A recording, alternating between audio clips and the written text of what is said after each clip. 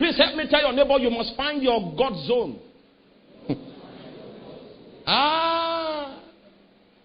If you go to a different city and you cannot find your God zone, you are going to blank out. Elijah had a God zone. I mean that place, that environment that you can come into and then you can bring and invoke the presence of God. If you don't have a place like that, there is no possibility for you to be strong. You're swinging between emotions and moods, and you will be a freak of the manipulations of the devil on your soul. You will never be strong like a mountain. That was his God zone. So when he was afraid, he retreated to that spot. Now, where do you run to when you are afraid? I remember the mountain top that I prayed and fasted for 8 months. I used to climb that mountain to pray. It's in the city of Kano. And if I go to Kano, I must just climb that place again. I don't need to look upon it. I need to see it. There's a memory attached to it that can invoke the presence of God. If at any point in time you lack a God zone, you are vulnerable. Because I assure you there's a kind of pressure that can come upon you, you will be afraid. In fact, there's a kind of encounter you can have with God, you will be afraid. I know you don't believe that one. Now, Elijah ran to his God zone. You are joking if you don't have one God zone. You are joking. Your life is a joke. You are just meandering. Your life, all you have lived for 24 years without a God zone is a joke.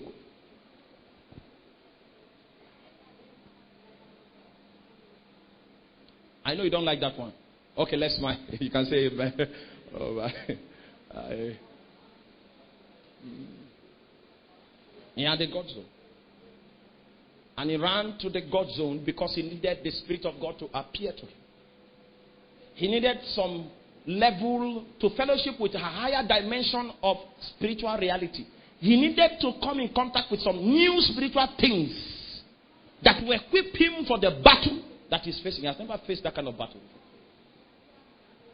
And so he needed something new. So he ran to his God zone so that he could have an encounter with God afresh. And that encounter will make available to him some more spiritual things that are commensurate for the challenge on ground. He had a God zone. It was in his God zone that a strange thing happened. And from that strange event that took place, we started now having insight into how Elijah was able to command that dimension of power. Are you still with me? All right. Now, in his God zone, what happened was that an angel called him, touched him, and brought bread to him. Is that not so? And the angel said, eat. Because what? The journey is too far. Now, the angel did not acknowledge the fact that Elijah was afraid. The angel did not acknowledge the fact that Elijah was weary. The angel did not even acknowledge the fact that Elijah was actually making up his mind to retire from ministry. That was not a factor. The factor that the angel spoke about was what? The journey. I'm wondering. The guy was afraid. The guy was fagged out. The guy had no strength to continue. He felt there were more foes than friends. He felt death was staring him in the eyes. And the angel did not acknowledge any of those realities because those realities were not real. They were not spiritual realities from the divine dimension.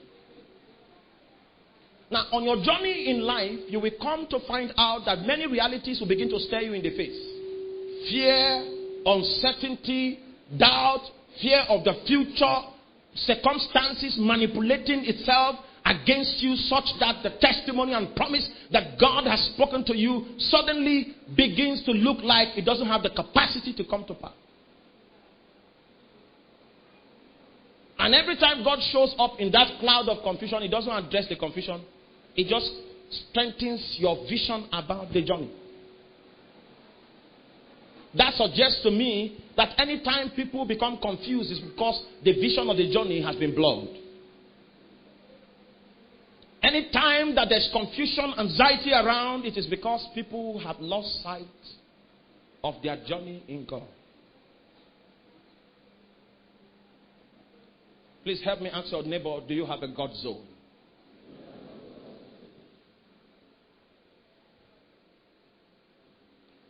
He said, rise and eat.